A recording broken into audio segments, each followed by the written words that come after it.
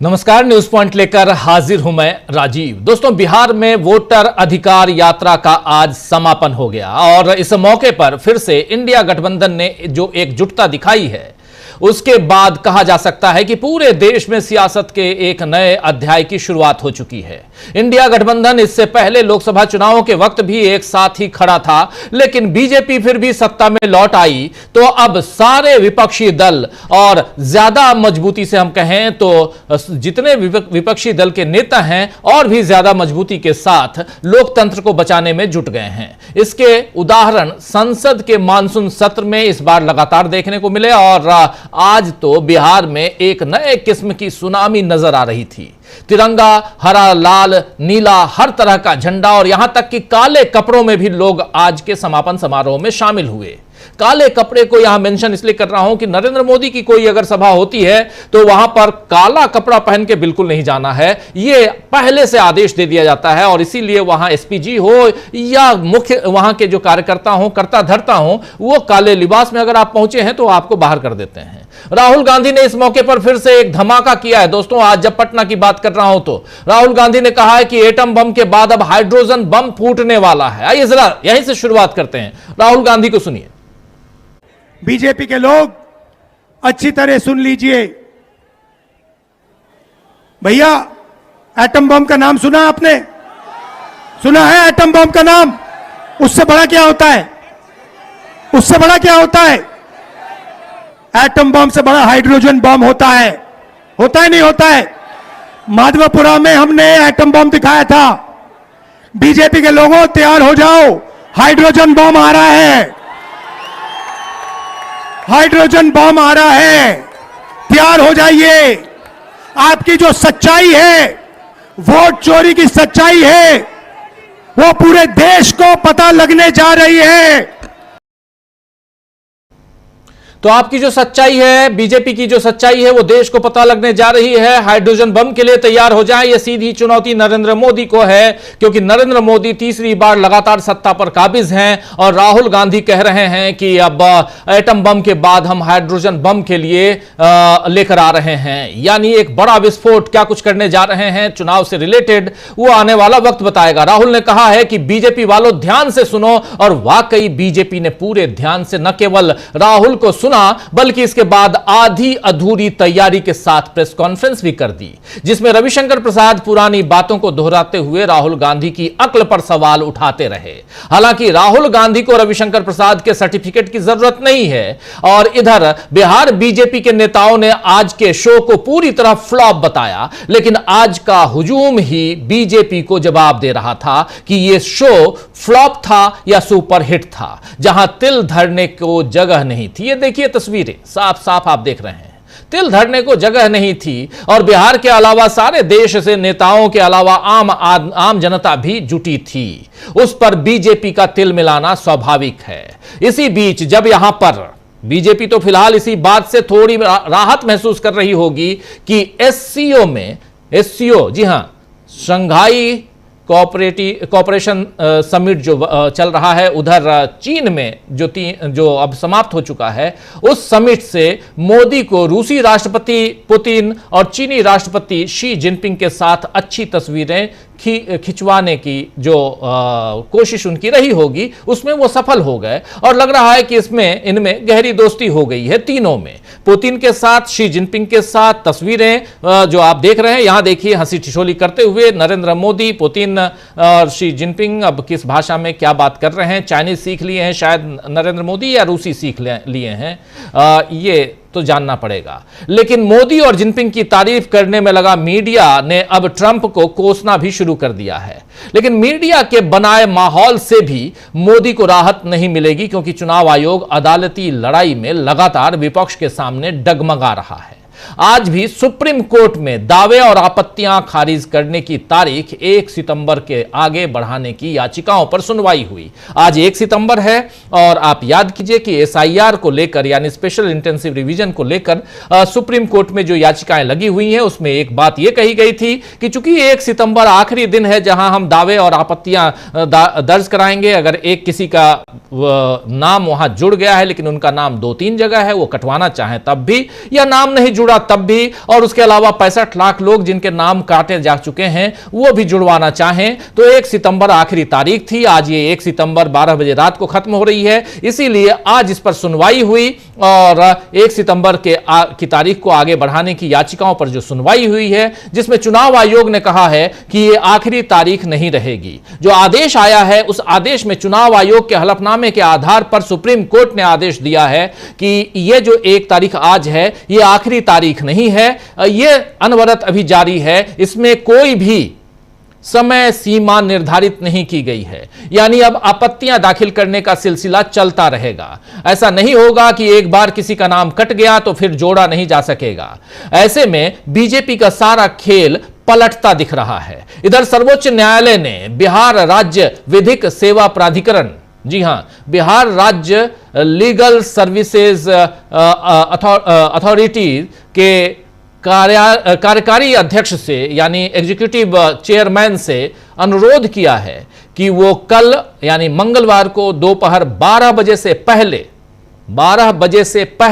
दिन में दोपहर 12 बजे से पहले सभी जिला विधिक सेवा प्राधिकरणों को अर्धविधिक स्वयंसेवकों को उनके नाम और मोबाइल नंबर सहित नियुक्त या अधिसूचित करने का निर्देश जारी करें। यानी जो वहां जो वॉलंटियर्स है, पैरा वॉलंटियर्स हैं, उनको यह निर्देशित किया जाए कि वो भी अब बीएलए के साथ मिलकर बीएलओ के साथ मिलकर काम करेंगे, जो व्यक्तिगत रूप से मतदाताओं और राजनीतिक दलों को दावे, आपत्तियां या सुधार ऑनलाइन पेश करने में सहायता करेंगे। आप जानते हैं कि ये जो लीगल सेल है, जो जिला स्तर पे भी मुफ्त में या गरीबों को कानूनी सलाह, कानूनी मदद पहुंचाने के लिए जो सेल है, सरकारी सेल, उसके वॉलंटियर्स को यह काम दिया गया है।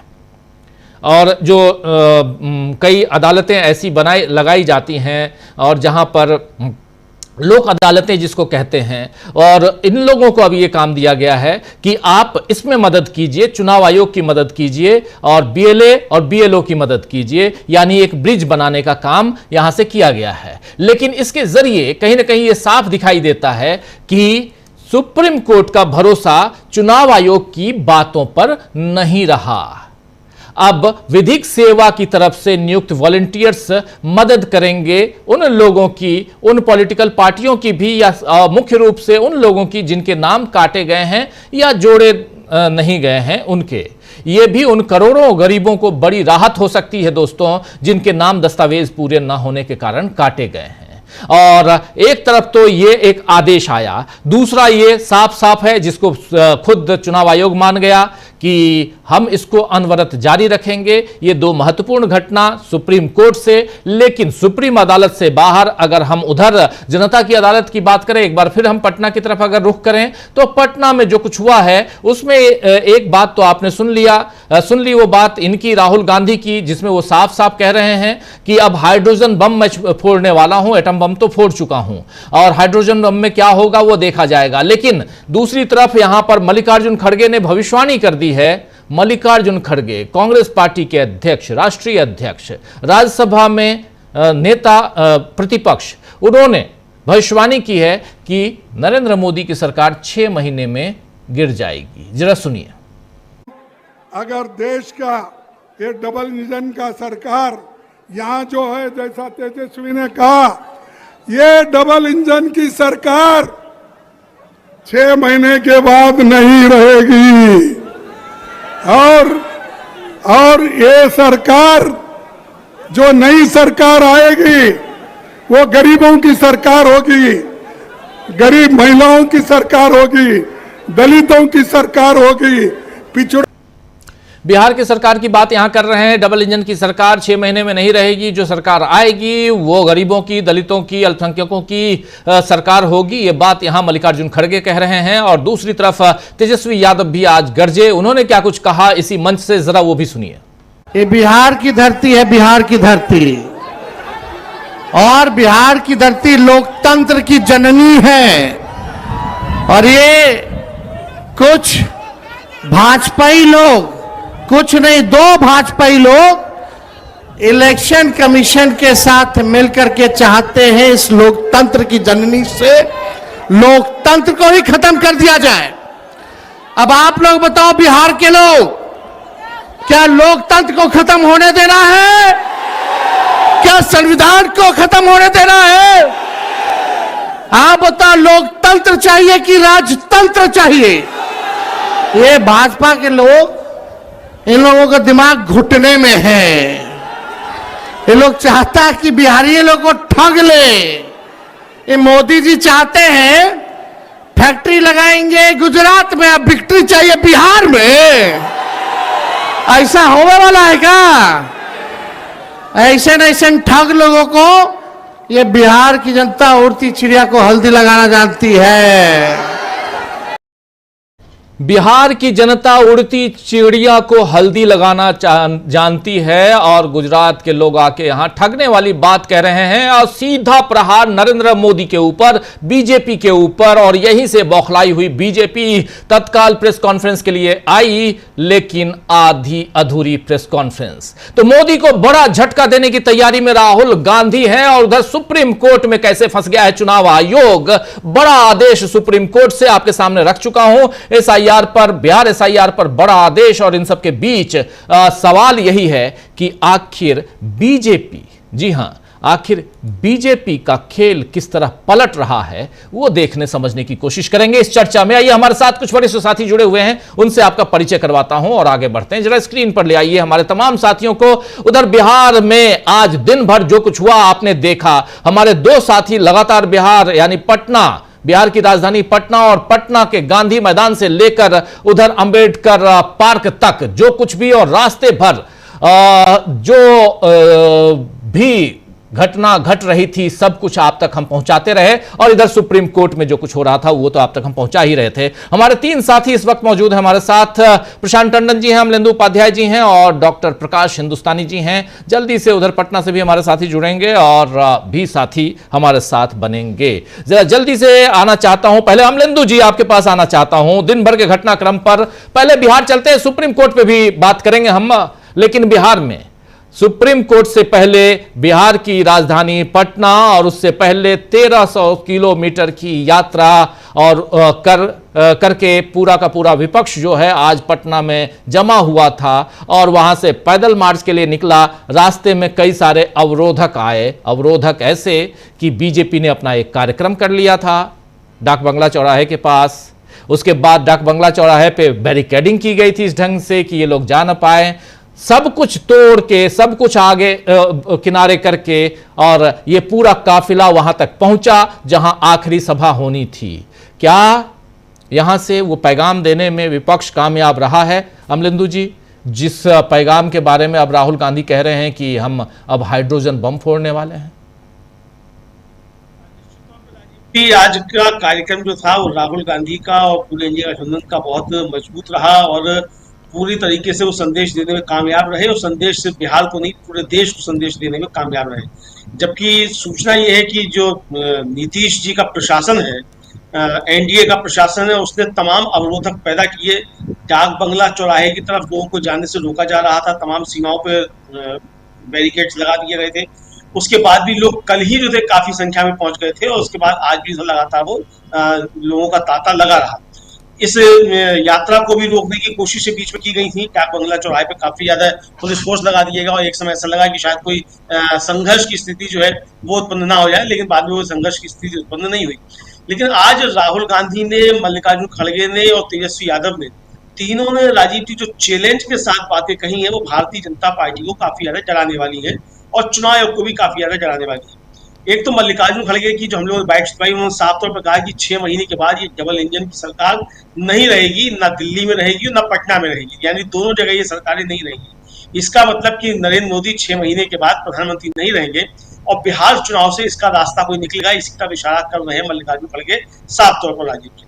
दूसरा जो तेजस्वी ने कहा, वो बात राजीव जी हम लोग भी काफी समय से कहते रहते हैं कि तमाम कंपनियां कारोबार करेंगी बिहार में और अपने दफ्तर बनाएंगी बंबई में और अहमदाबाद में, ताकि राजस्व जो है वो जाएगा महाराष्ट्र को और राजस्व जाएगा गुजरात को और व्यापार करेंगे आप बिहार में।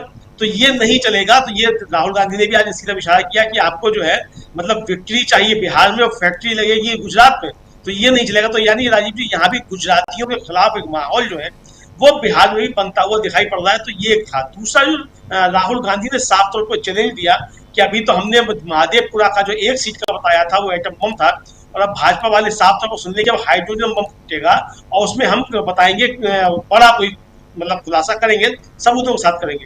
तो ये बड़ा खुलासा राजीव जी हो सकता है कि ये बड़ा खुलासा वाराणसी को लेकर हो, लोकसभा चुनाव में किस तरीके से धांधलियां की गई इसको लेकर हो, लेकिन राहुल गांधी ने कहा है तो इसका मतलब कोई बड़ा खुलासा होगा जिससे देश की राजनीति में एक और भूचाल आ सकता है।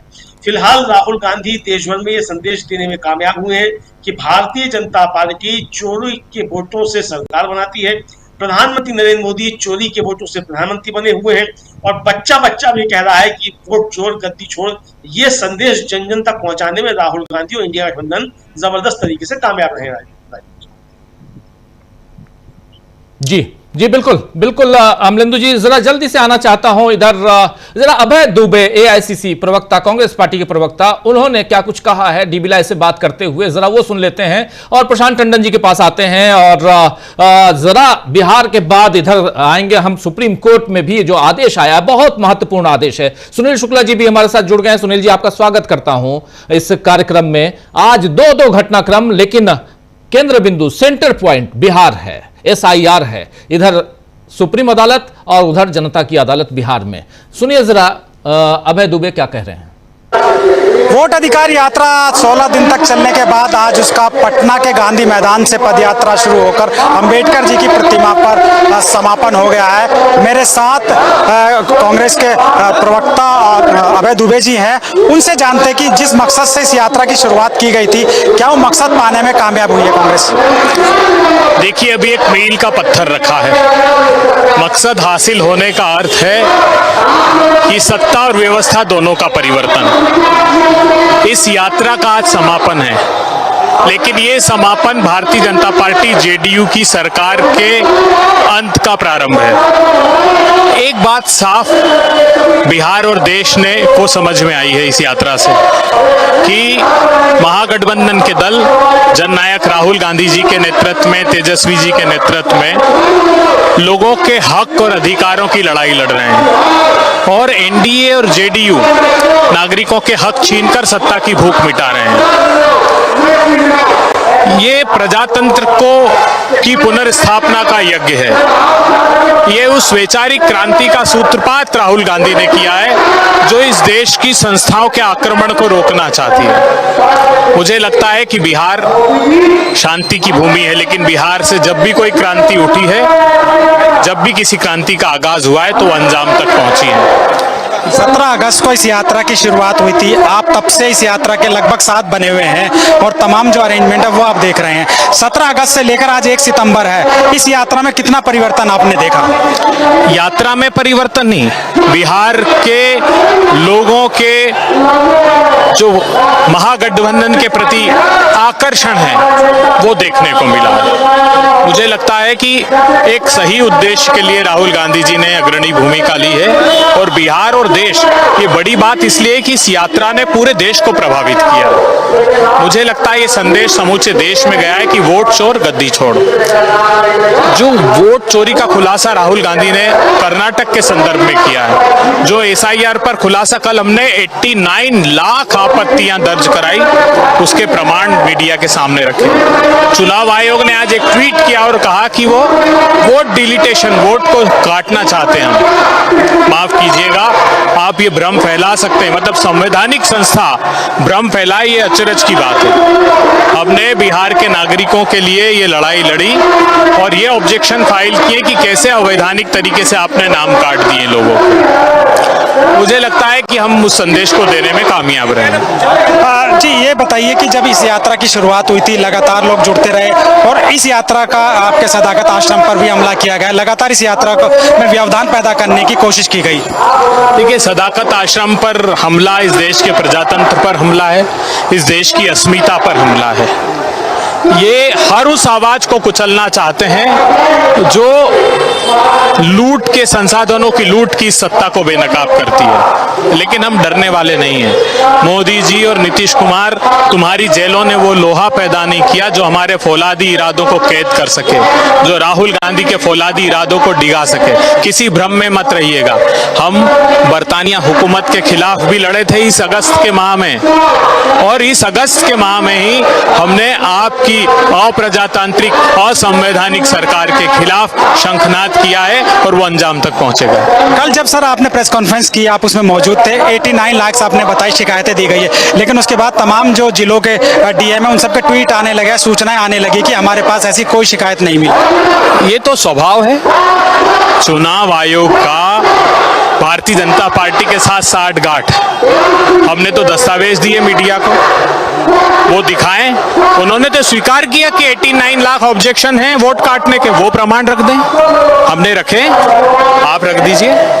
खुली चुनौती है, हम अदालत में भी छोड़ने वाले नहीं है। हमने तैयारी की है, इन तथ्यों को अदालत में भी रखेंगे। इस यात्रा का आज समापन है लगातार, अब आगे आपकी क्या प्लानिंग है कांग्रेस पार्टी की? क्या जैसे राहुल गांधी ने कहा कि हम और भी सीटों पर, जिस तरह से महादेवपुरा की हमने पोल खोली, उसी तरीके से तमाम तरीके की सीटों पर भी हम पोल खोलने। देखिए, बारी बारी से सारे राज्यों में हम इसकी पोल खोलेंगे। हमने 2-3 चीजें मांगी थी इलेक्शन से कि मशीन रीडेबल वोटर लिस्ट हमें दीजिए, वो नहीं दी गई। हमने कहा वीडियो फुटेज दीजिए, वो नहीं दिए गए। क्या छुपाना चाहते हैं? लेकिन हम आपके जो काले कारनामे और करतूत हैं उसका खुलासा हर प्रत्येक प्रांत में करके रहेंगे, और देश की जनता को इस बात का आभास होने लगा है कि ये चोरी की सरकार है। प्रधानमंत्री खुद 3-4 राउंड तक वाराणसी में पीछे थे, काउंटिंग रुकवा करके जीत घोषित की, सबने देखा है। तो ये किसी से छुपने वाला नहीं है, और अब लोग डरने वाले नहीं है, खुलकर सामने आएंगे। सर, ये इस यात्रा का समापन है या यहाँ से शुरुआत है? यहाँ से भारतीय जनता पार्टी और जेडीयू की सत्ता के अंत की शुरुआत का दिन है। लगातार एक आखिरी सवाल है, लगातार जो आरजेडी या बीजेपी द्वारा, जेडीयू द्वारा ये भ्रम फैलाया जाता है कि बहुत कुछ ठीक नहीं है, क्योंकि तेजस्वी यादव कहते हैं कि प्रधानमंत्री राहुल गांधी होंगे, लेकिन राहुल गांधी ये नहीं कहते कि मुख्यमंत्री कौन होगा। तेजस्वी जी ने इसका जवाब दिया। उनसे पूछा गया तो उन्होंने कहा कि इस प्रदेश के मुख्यमंत्री वो नौजवान होंगे जिन्हें पलायन के लिए मजबूर किया, वो बेटियां होगी जो अपराधियों का शिकार हो रही, वो नागरिक होंगे जिनके 70,000 करोड़ रुपए इन्होंने लूट लिए। तो इस बार नेतृत्व बिहार की जनता करेगी। हम उनके सहयोगी के रूप में सरकार में शामिल होंगे, उनके सेवक के रूप में सरकार में शामिल होंगे। बहुत बहुत शुक्रिया हमसे बात करने के लिए। तो जिस तरह से तो सुन रहे थे यहाँ अभय दुबे से बात की थी हमारे संवाददाता इकरार खान ने, और ये आप सुन रहे थे। इधर बिहार से, पटना से हमारे साथी समीर आत्मज मिश्र जी जुड़ गए हैं। समीर जी, आपका स्वागत करता हूं। जल्दी से पहले आना चाहता हूं प्रशांत टंडन जी आपके पास, फिर समीर जी आपके पास। पूरा लेखा जोखा दिन भर का आपके पास है, लेकिन एक विश्लेषण तो बनता है ज़रा हमारे तमाम स्टूडियो में जो जुड़े हुए साथी हैं उनके ज़रिए भी। जल्दी से प्रशांत टंडन जी, क्या इस समापन, जो आखिरी सवाल बहुत सही वाजिब सवाल पूछा अभी इकरार ने कि समापन है या शुरुआत है, और जवाब था कि जेडीयू और बीजेपी की सत्ता को उखाड़ फेंकने की शुरुआत है। क्या लगता है कि ऐसी शुरुआत यहां दिखाई दी आज?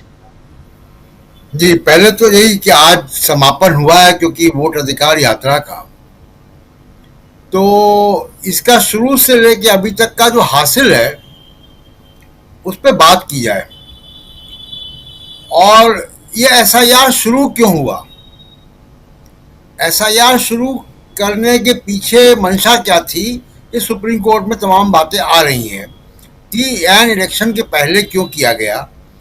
हम लोग कई बार इसकी चर्चा कर चुके कि इलेक्शन के पहले तक कोई सुगबुगाहट नहीं थी। 24 जून के पहले तक कोई सुगबुगाहट नहीं थी कि ये होना है, हो गया। शुरुआत की प्रेस रिलीज याद कीजिए, एक उसका ऑब्जेक्टिव था कि वोटर लिस्ट को कस्टमाइज किया जाए, जो विवाद बन गया। दूसरा, इलेक्शन कमीशन के जरिए एक नैरेटिव भी गढ़ने की कोशिश की गई थी घुसपैठी वाली, वो सब हवा में उड़ गया। ये यात्रा शुरू हुई, उसके पहले की मैं बात बता रहा हूँ कि दिल्ली के कॉन्स्टिट्यूशन क्लब में एक बैठक हुई थी जिसमें तमाम पॉलिटिकल पार्टीज के लोग थे, सिविल सोसाइटी के लोग थे। उस बैठक में मैं भी था, और वहां ये बात हो रही थी, दीपांकर जी भी थे वहां पे, आरजेडी के लोग भी थे, कांग्रेस के लोग भी थे, वहां ये बात हो रही थी कि क्या किया जाए, और वहीं एक रूपरेखा बनी कि यह यात्रा निकलेगी, और उसके बाद उसको महागठबंधन की पार्टियों ने राहुल गांधी, तेजस्वी यादव के नेतृत्व में इसको शुरू किया। अब शुरुआत हो रही है, देखिए, सासाराम से, बाबू जगजीवन राम की जन्मभूमि से, कर्मभूमि से, वहां से वो संसद में आते थे जीतकर, और ये शुरुआत और खत्म हो रहा है पटना के गांधी मैदान में या डॉक्टर अंबेडकर की प्रतिमा पे। अब इस पूरी यात्रा के दौरान आप देखिए कि यूथ और जो बीजेपी मुद्दे चाह रही थी, वो मुद्दे जो है वो पीछे चले गए, सुप्रीम कोर्ट में भी इस बीच मुकदमे आते रहे, तो हेडलाइन मैनेजमेंट बिहार में काम नहीं किया, और लगातार ये मुद्दा, ये भीड़ आप दिखा रहे जो, वो रहती गई। एक और जो खास ट्रेंड दिखाई दिया इसमें, इस यात्रा में, वो सोशल मीडिया पे दो चीजें, एक तो यूथ का पार्टिसिपेशन, युवाओं का, चाहे वो महिलाओं हो चाहे पुरुष हो, यूथ का पार्टिसिपेशन बहुत ज्यादा था।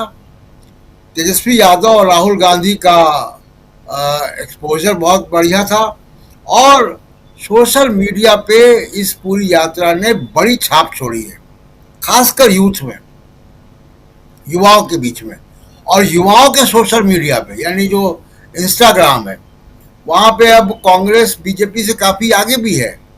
तो ये चीजें हुई, और उसमें एक खास बात ये भी रही कि जो 65 लाख नाम उड़ाए गए, इसमें बीजेपी इस नैरेटिव में एंट्री नहीं ले पाई। तमाम कोशिशों के बावजूद भी वो इसमें घुस नहीं पाई। तो अब आप ये देखिए कि बिहार के इलेक्शन में नीतीश कुमार का स्वास्थ्य, नीतीश कुमार की परफॉर्मेंस, उनके खिलाफ एंटी इनकम्बेंसी फैक्टर, उनको एनडीए का नेता ना बनाया जाना, और उसके बाद ये यात्रा, तो जो पहला राउंड है, पहला राउंड तो महागठबंधन ने ले लिया जी। अब ये बात जरूर चिंता की है कि ये वोटर लिस्ट कैसे बनाई गई है, इस वोटर लिस्ट में कैसे कोई मैनिपुलेशन हुआ है क्या। ये अगर नहीं हुआ है तो आप ये देख सकते हैं कि इलेक्शन का जो पहला जो आधार था नैरेटिव का, वो बिहार में बन चुका है। मैं सेकेंड राउंड में आऊँगा तो क्योंकि जो 65 लाख लोगों के नाम हटाए गए हैं, ये 65 लाख लोगों के नाम में खास ट्रेंड दिखाई दे रहा है जी। पूरी एक सोशल इंजीनियरिंग दिखाई दे रही है। मैं इसके बारे में बात करूंगा कुछ फिगर से। जी बिल्कुल, उस फिगर के साथ बात करेंगे, बिल्कुल करेंगे बात। आगे बढ़ते हैं, जरा समीर जी आपके पास आना चाहता हूं, क्या कुछ रहा सुबह से? लगातार आप पटना में हैं, अभी भी शाम आपकी वहीं गुजर रही है, और बहुत इंपॉर्टेंट एक इवेंट को आपने कवर किया है। जरा आपसे समझना चाहता हूं, वहां तक तो ठीक है कि गांधी जी की मूर्ति पर माल्यार्पण कर निकले तमाम नेता, लेकिन क्या रास्ता बदलने को मजबूर हो गए थे? और जब वहां पहुंचे, यानी अंबेडकर पार्क तक पहुंचे, तो क्या कुछ था? और दूसरी बात, क्या पैगाम देकर ये समापन हुआ है आज? जी बिल्कुल, जो चीजें रही, एक तो कुछ महत्वपूर्ण बात यह है कि इस यात्रा के जरिए एक बड़ा मैसेज दिया गया है, और यात्रा में जो चीजें लोगों तक पहुंचाने की कोशिश की जा रही थी, तो लोगों तक वो चीजें पहले से पहुंची हुई हैं, और उन चीजों को जब राजनीतिक दल लेकर निकले हैं तो उनको भी एक लगा कि एक बड़ा सपोर्ट मिला है। तो दोनों एक जो म्यूचुअल अंडरस्टैंडिंग है, यानी आम मतदाता की और राजनीतिक दलों की, जो इस मुद्दे को उठाकर ले गए। दूसरी बात यह है कि जिस तरीके से, चाहे 3-4 दिन पहले वो बीजेपी कार्यकर्ताओं का सदाकत आश्रम पर यानी कांग्रेस पार्टी पर हमला करने का मसला हो, आज जिस तरीके से इस यात्रा में कहीं न कहीं व्यवधान डालने की कोशिशें हों। हम लोगों ने दिन में भी, यात्रा के दौरान भी ये चर्चा की थी कि कैसे वहां एक हस्ताक्षर अभियान चलाने की कोशिश की जा रही है बीजेपी के नेताओं की ओर से, जिसको सीधे डिप्टी चीफ मिनिस्टर उसको लीड कर रहे हैं उसी यात्रा के मार्ग पर। और इन सब के बाद गांधी मैदान में सभा करने की अनुमति नहीं मिली थी, फिर वहां से इसको मार्च करना पड़ा, पैदल यात्रा अंबेडकर पार्क तक। उसके बाद वहां भी उसको पहले पहुंचने से ही पहले रोक दिया गया और बहुत बड़ा एक सिक्योरिटी लैप्स भी वहां पर दिखाई पड़ा, जिसकी चर्चा भी कार्यक्रम के दौरान हम लोगों ने की थी राजीव जी, की वहां ठीक उसी जगह पर जहां वैन थी इन नेताओं की, जिसमें राहुल गांधी थे, तेजस्वी यादव थे, दीपांकर भट्टाचार्य, यानी सारे बड़े नेता थे, और उसी के ठीक ऊपर ड्रोन उड़ रहा था और ड्रोन काफी देर तक उड़ता रहा, थोड़ी देर तक नहीं काफी देर तक उड़ता रहा। व्यवधान रही, यात्रा जो थी पूरी खड़ी रही काफी देर तक वहीं पर, आखिर में उसी जगह पर खड़ा भी होना पड़ा, वहीं पर समापन उसका हो गया। और यहाँ सिक्योरिटी के लोग अनाउंस करते रहे काफी देर तक कि भाई जिसका ड्रोन हो उसको उतार ले, नीचे कर ले। बावजूद इसके लगभग 15-20 मिनट तक वो पूरा का पूरा जो सीन था वो वहां पर बना रहा। तो ये बड़ी बात है कि आखिर कैसे कोई ड्रोन वहां पर बिना परमिशन के उड़ा सकता है।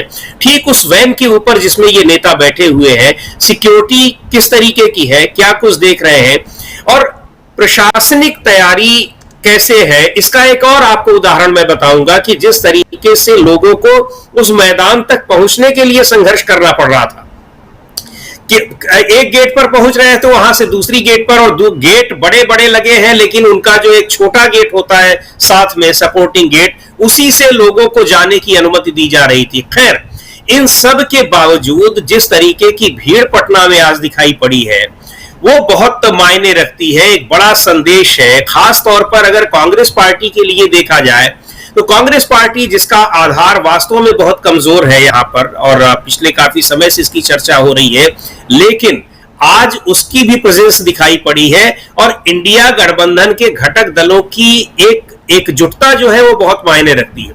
इस एकजुटता की बात मैं इसलिए नहीं कर रहा हूं कि एक ही वैन पर सारे पार्टियों के नेता बैठे हुए थे। इस एकजुटता की बात हम तब कर रहे हैं जब उनके कार्यकर्ताओं के बीच में ये बातें सुनने को मिल रही थी। माले के लोग बता रहे हैं तेजस्वी के साथ हैं, कांग्रेस के साथ हैं, साहनी के लोग बता रहे हैं कि हम सारे लोग गठबंधन के सभी लोग साथ हैं। ये बहुत महत्वपूर्ण है, ये जो मैसेज गया है, ये संदेश गया है, ये काफी मायने रखता है। दूसरी बात एक और यहां पर मैं कहना चाहूंगा कि इस पूरे प्रकरण में ये एक इसलिए भी बड़ा मुद्दा है कि राहुल गांधी या इंडिया गठबंधन जिस तरह से 2024 के पहले से संविधान का मुद्दा उठा रहे हैं, वो मुद्दा ये और ज्यादा मजबूत मुद्दे की तरह से निकल कर आया है कि 400 पार सीटें न पाने के बावजूद बीजेपी अपने उस एजेंडे को आगे बढ़ाने की कोशिश कर रही है जो 400 पाने के बाद उसके एजेंडे में था, उसकी इच्छा थी कि वो सारी चीजें करे। उसी में एक ये भी है कि लोगों को कैसे वोटर लिस्ट से उनको बाहर किया जाए। ये बड़ा मैसेज लोगों के भीतर गया है और उसको लेकर जागरूकता बढ़ी है। सारे जिनसे भी बात की जा रही थी वहां पर ये लोगों का यही कहना था। और इस एक जो अभी हम भी सुन रहे थे इकरार जब उनसे बात कर रहे थे अवैध दुबे से, कि वास्तव में ये शुरुआत है और ये शुरुआत है, ये यात्रा का समापन जरूर रहा लेकिन जो मुद्दा है उसकी शुरुआत है। और इस मुद्दे इसने बाकी तमाम और मुद्दों को कहीं न कहीं पीछे कर दिया है। और ये मुद्दा ऐसा है कि जिस पर मामला चुनाव आयोग से जुड़ा हुआ है लेकिन बीजेपी इस पर बैकफुट पर दिखाई पड़ रही है। बिल्कुल स्पष्ट तरीके से ये बात सामने दिखाई पड़ रही है। उसकी बेचैनी भी बता रही है कि जिस तरह से वो इसको लेकर रिएक्ट कर रही है वो सारी चीजें भी दिख रही है। राजीव जी बिल्कुल बिल्कुल। जरा प्रकाश हिंदुस्तानी जी, आप इसको कैसे देखते हैं, इस यात्रा को किस रूप में आप देखते हैं? धन्यवाद राजीव जी। इस यात्रा को इस रूप में देखा जाना चाहिए कि यह न केवल बिहार का भाग्य बदलने वाली यात्रा है बल्कि पूरे देश की राजनीति की धारा बदलने वाली यात्रा रही। इस देश में जो जागृति अचानक आई, लोगों के मन में आज ये सवाल है कि आखिर वो हाइड्रोजन बम क्या हो सकता है, ये चर्चा है। यानी चर्चा यही है कि जिस बात को लेकर राहुल गांधी पहले कह रहे थे कि एटम बम फोड़ा जाएगा, वो एटम बम से भी बड़ा कोई बम है, ये बात लोगों को लगता है। एक उपलब्धि इसकी यह है कि विपक्षी एकजुटता का जो प्रदर्शन हुआ इसमें, कांग्रेस के जेडी रही, एसपी रही, जेएमएम रही, डीएमके रही, रेवंत रेड्डी, मुकेश साहनी जैसे लोग भी आए, तो कुल मिला के ये यात्रा एक ऐतिहासिक यात्रा हो गई इंडिया गठबंधन के लिए। पप्पू यादव जैसे नेताओं ने कहा कि बिहार ने एक नई करवट ली है, ये भी इस बात को बताती है कि यात्रा का महत्व दूसरे लोग भी किस तरह से लेते हैं। विपक्ष को वोट चोरी के मुद्दे पर एक नैरेटिव सेट करना था, कर लिया है और बता दिया है कि किस तरह से वोटों की चोरी होती है और बिहार चुनाव में किस तरह से चोरी की, किस तरह इस यात्रा को व्यापक जन समर्थन मिला, नुक्कड़ सभाएं हुई, बाइक रैलियां हुई, युवाओं और महिलाओं में जो उत्साह देखा गया वो वाकई एक रिकॉर्ड है कि किस तरह से बिहार जागृत हो रहा है। जी एक और बात, जो चीज चाहते थे राहुल गांधी और इंडिया गठबंधन के लोगों, बात सही हुई और अंत में खरगे साहब ने जो घोषणा की कि 6 महीने में सरकार गिर जाएगी, इसकी चर्चा सामान्य तौर पर कई लोग जो किसी पार्टी के अध्यक्ष नहीं हैं, सामान्य राजनीतिक विश्लेषक ये भी ये कह चुके हैं कि नरेंद्र मोदी की सरकार के दिन इन्हें गिने ही बचे। चुनावी अनियमितताओं का खुलासा जिस तरह से राहुल गांधी करते रहे वो अपने आप में बहुत बड़ी बात रही और जो रणनीति रखी राहुल गांधी ने और इंडिया गठबंधन ने, बीजेपी के खिलाफ एक नैरेटिव सेट करने की कोशिश थी और वो हो चुका है। संविधान और लोकतंत्र में खतरे की बात जो कही गई वो लोगों को महसूस होने लगे कि वाकई खतरा है, किस तरह से है, संविधान पे भी खतरा है और किस तरह से वोट चोरी हो रही है। हरियाणा, महाराष्ट्र, कर्नाटक और जगहों पर भी अब ये आंदोलन चलेगा वोट चोरी का मुद्दा और इन राज्यों में भी वोट चोरी की बात कही जाएगी। मैं तो मध्य प्रदेश में बैठा हूं, यहां मैं देखता हूं कि बच्चे नारा लगा रहे हैं वोट चोर गद्दी छोड़।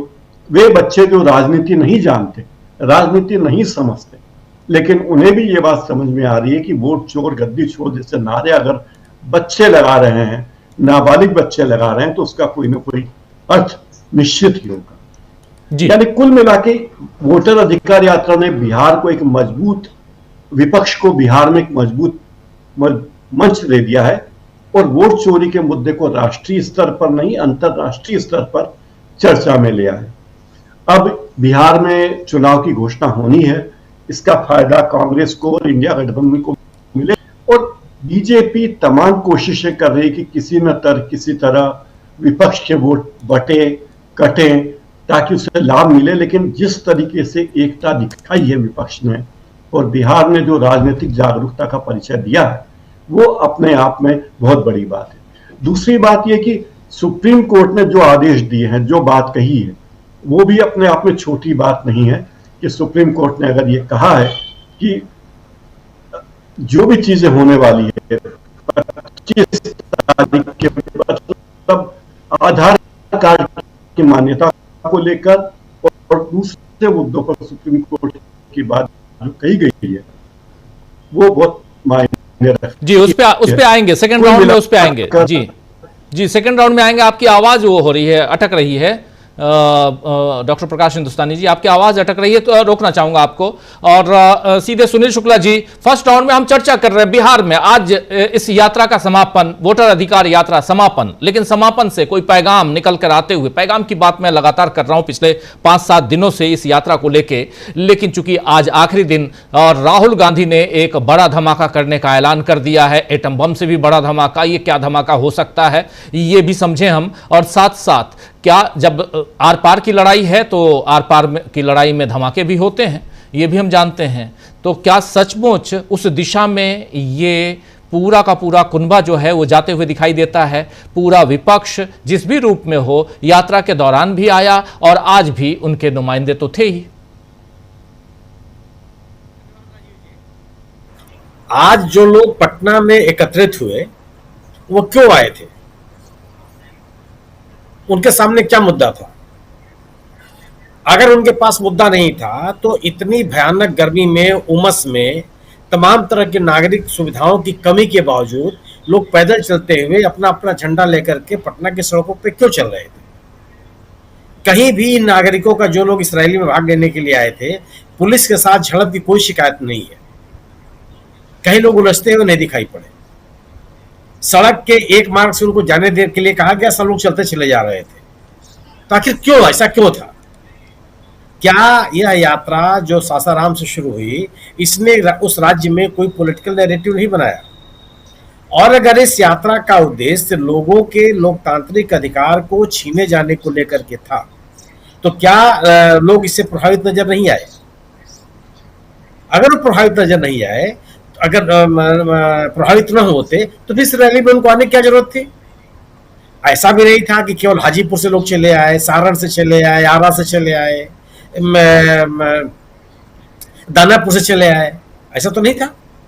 उसमें कैमूर के लोग भी थे, उसमें सुपौल के लोग भी थे, उसमें भागलपुर के लोग भी थे, उसमें सासाराम के लोग भी थे, उसमें काराकाट के लोग भी थे। ये कौन लोग ट्रेन से आए? आज रेलवे स्टेशन पे जो खबरें हैं कि ट्रेनें भरी भरी आई हैं वहां से। तो आखिर क्यों ये माहौल क्यों बना? और इस यात्रा के पहले, इस आज के इस कार्यक्रम के पहले आप कोई भी ऐसा कार्यक्रम बताइए बिहार में जो इस बड़े पार्टिसिपेशन के साथ देखा गया हो। आरजेडी ने कई कार्यक्रम किए, राहुल गांधी के भी कई कार्यक्रम हुए, लेकिन इस तरह का पब्लिक कार्यक्रम नहीं हुआ। मोदी जी के भी कई कार्यक्रम हुए, लेकिन इस तरह का पब्लिक पार्टिसिपेशन अपनी प्रेरणा से कहां था? निश्चित रूप से जितनी मैंने कई बाइट सुनी है, लोग इस बात को लेकर के चिंतित हैं कि उनका मताधिकार छीना जा रहा। वो स्वीकार करने के लिए तैयार है कि चुनाव कोई जीते कोई हारे, हमसे कोई मतलब नहीं है, हम जिसको देना होगा हम देंगे, लेकिन वो छीन करके चुनाव जीता जाएगा, यह तो स्वीकार नहीं है लोगों। इसके लिए वो संघर्ष करने के लिए तैयार है। और इंडिया दल समूह ने राहुल गांधी के नेतृत्व में इस बात को स्थापित कर दिया कि यह केवल मताधिकार को छीनने का विषय नहीं है। राहुल गांधी ने अपने भाषण में भी कहा कि आपके आरक्षण छीनने का सवाल है, आपके नौकरी छीनने का सवाल है, आपका जो सोशल सामाजिक सुरक्षा का मुद्दा है वो आपके छीनने का सवाल है। सभी मुद्दे इसके साथ जुड़े हुए हैं। तो इस यात्रा ने, या इस 13 दिन की यात्रा ने और लखनऊ में इतनी बड़ी रैली ने जो ये मुद्दा था लोगों के बीच में ले जाने का, यह इंडिया दल समूह स्थापित करने में कामयाब रहा। ये लोगों के बीच विमर्श का विषय बन गया कि आखिर लोगों के मताधिकार छीने जा रहे हैं, लोगों को मताधिकार से वंचित करने की कोशिश की जा रही है। इस कोशिश में सर्वाधिक रूप से जो समाज में सबसे हाशिए में बैठा हुआ वर्ग है वो प्रभावित है, यूथ प्रभावित है, महिलाएं प्रभावित है। यह विमर्श लोगों के बीच में गया है। इस यात्रा का यह भी एक हासिल है कि राहुल गांधी की लीडरशिप भी स्थापित हुई है। राहुल गांधी के लीडरशिप को लेकर के अब कोई बहस नहीं होनी चाहिए। इंडिया दल समूह के एक मान्य नेता के रूप में राहुल गांधी ने अपने आप को स्थापित कर लिया। इस बहस को भी कमजोर कर दिया इस रैली ने कि आखिर अगर मोदी जी नहीं है तो उनका विकल्प कौन है। बिहार के लोगों ने भी बताया कि एक विकल्प के रूप में राहुल गांधी की मौजूदगी है। अब भारतीय जनता पार्टी अपने नैरेटिव से राहुल गांधी के विकल्प बनने की ओर बढ़ते हुए जो कदम है उसको खारिज नहीं कर पाएगी। अब भारतीय जनता पार्टी राहुल गांधी के द्वारा उठाए गए मुद्दों का ही जवाब दे रही है। लोगों का यह पार्टिसिपेशन, खासतौर से महिलाओं का यह पार्टिसिपेशन और इंडिया दल समूह के लगभग सभी प्रमुख दलों की उपस्थिति और सभी प्रमुख दलों के मुख्य नेताओं के द्वारा केवल एक बिंदु पे चर्चा करना, एक साफ है कि लोगों का मुद्दा क्लियर है, इस रैली का मुद्दा क्लियर है। चूंकि इस रैली का मुद्दा क्लियर है, मताधिकार का सवाल है, एसआईआर का सवाल है, एसआईआर के माध्यम से चुनाव को प्रभावित करने की कोशिश है, मताधिकार और लोकतांत्रिक अधिकार छीने जाने की कोशिश है, इसलिए मेरा यह मानना है कि यह रैली समापन नहीं है। कांग्रेस के लोग, आरजेडी के लोग ये कह भी रहे हैं कि आज की इस रैली के बाद से उनकी यात्रा जो अब तक हो रहा था कि पटना चलो, अब ये होगा कि पटना से गांव की ओर चलो, जिलों में चलो, प्रखंडों में चलो। ये इस यात्रा, इसके बाद फिर इनका सिलसिला शुरू होगा और यह आवश्यक भी है। अगर इस पॉलिटिकल टेम्पो को बनाने रखना चाहता है इंडिया दल समूह, और निश्चित रूप से एक पॉलिटिकल टेम्पो बन गया, पूरी यात्रा सासाराम से शुरू होकर के और पटना तक की पहुंची हुई जो यात्रा है, और इस यात्रा में लगातार लोगों की जो भागीदारी रही, उसमें इंडिया दल समूह ने एक राजनीतिक वातावरण बनाने में सफल रहा। और जो राजनीतिक वातावरण इंडिया दल समूह बनाना चाहता था, राहुल गांधी बनाना चाहते थे, उसका कोई प्रतिकार एनडीए के लोग नहीं कर पाए। क्यों? कि राहुल गांधी के द्वारा लगाए जा रहे आरोपों के बारे में कोई सटीक बात नहीं कही गई। किसी ने नहीं कहा कि जो आरोप आप लगा रहे हैं वो कितने गलत हैं, कितने सही हैं। उस आप राहुल गांधी को घेरने की जरूर कोशिश की गई। यह बात कहा जाता रहा कि आखिर राहुल गांधी अगर उनकी बात में इतनी सच्चाई है तो एफिडेविट क्यों नहीं दे रहा। यह उनके आरोपों का जवाब नहीं है। हाइड्रोजन बम की बात इसीलिए करें कि अभी जो यह माहौल बना है तब जब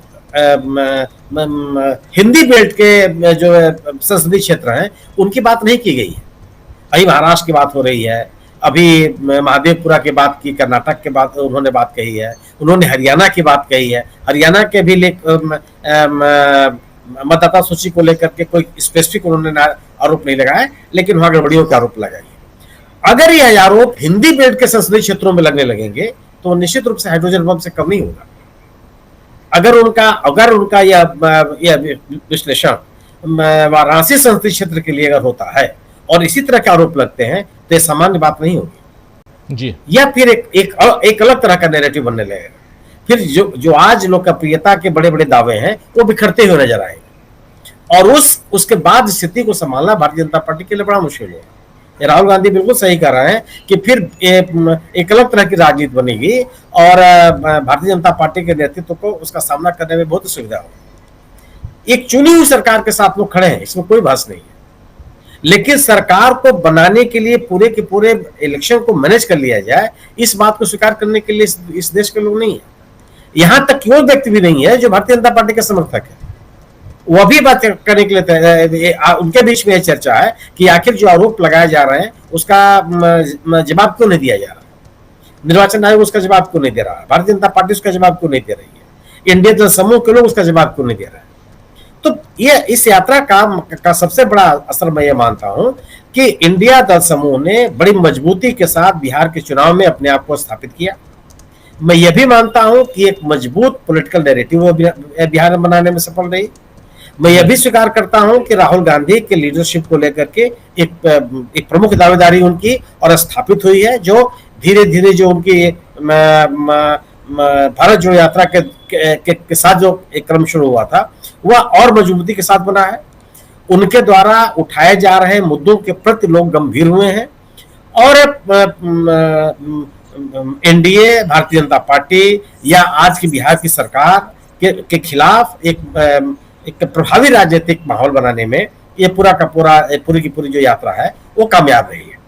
अब सवाल केवल यही है कि आने वाले दिनों में इस पॉलिटिकल मोमेंटम को बनाए रखने की जिम्मेदारी इंडिया दल समूह के ऊपर है और मेरा अपना मानना यह है कि चूंकि जमीनी स्तर पर से ही उभर करके यह पूरा का पूरा आंदोलन आया है तो इस मोमेंटम को बनाए रखने में कोई असुविधा लोगों को नहीं होगी, क्योंकि यह जो मुद्दा है, जिस मुद्दे पर यह राजनीतिक माहौल बना है, इसका समाधान या इसका प्रतिकार या इसको कमजोर करने की कोई कोशिश, प्रभावी कोशिश एनडीए की ओर से, बीजेपी की ओर से देखी नहीं जा रही है। जिस तरह के सवाल उठाए जा रहे हैं, जिस तरह की बात की जा रही है, मुझे नहीं लगता कि फिर उससे यह जो पॉलिटिकल विमर्श है वो कहीं भी कमजोर नजर आएगा। जी जी जी, बिल्कुल बिल्कुल। अब जरा आगे बढ़ते हैं और दूसरे सब्जेक्ट पे आते हैं। इधर वो तो जनता की अदालत और वहां पर उसके साक्षी रहे, गवाह रहे हमारे साथी समीर जी, और समीर जी के जरिए हम तमाम लोगों ने वहां देखा कि बिहार में, पटना में क्या कुछ आज हुआ। भयंकर गर्मी, उमस, और उसमें भी इतने लोग आए, वो तस्वीर अपने आप में एक बहुत कुछ बयां कर रही थी, जिसके बारे में आप तमाम साथी, सुनील शुक्ला जी, प्रशांत जी, डॉक्टर प्रकाश हिंदुस्तानी जी, अमलेंदु उपाध्याय जी, आप तमाम साथी अपनी अपनी बात रख रहे थे। इधर दिल्ली में जो कुछ हुआ, आज सुनवाई हुई, स्पेशल सुनवाई हुई इस पे, क्योंकि डिमांड की गई थी स्पेशली आज 1 तारीख, आज आखिरी दिन उस चीज के लिए कि एसआईआर में आप नाम अपना जुड़वा पाएं या हटवा पाएं।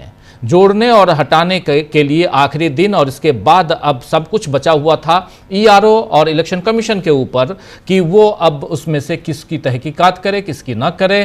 फाइनल लिस्ट बनाने से पहले 25 तारीख की आखिरी तारीख होती, 25 सितंबर, और उसके बाद 30 सितंबर को नई लिस्ट आ जाती सामने। लेकिन सुप्रीम कोर्ट ने इस पर रोक लगा दी है। सुप्रीम कोर्ट का ये आज जो बहस हुई, उस बहस के बाद एक सामूहिक उसमें फैसला ये लिया गया, आदेश में है, जिसको इलेक्शन कमीशन ने माना है। इलेक्शन कमीशन के हिसाब से उस आदेश को लिखा गया है कि इसमें अभी ये अनवरत जारी रहेगा।